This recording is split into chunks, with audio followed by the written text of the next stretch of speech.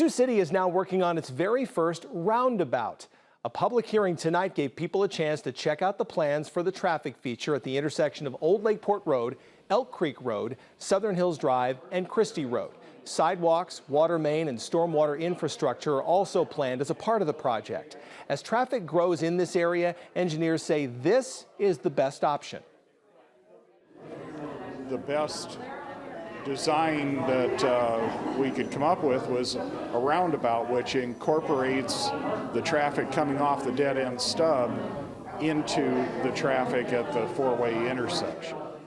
Now, people who live in that area say they have concerns about the impact that roundabout could have.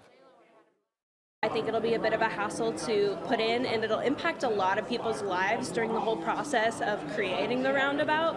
I think there are simpler ways, and I think the idea was really jump-started and pushed forward because it's going to be the first roundabout in Sioux City.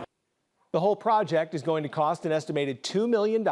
City officials estimate construction will start in May, with stage 1 focusing on paving and the relocation of electric, water, and sewer lines at the intersection. Once that's done, they can focus on the roundabout itself.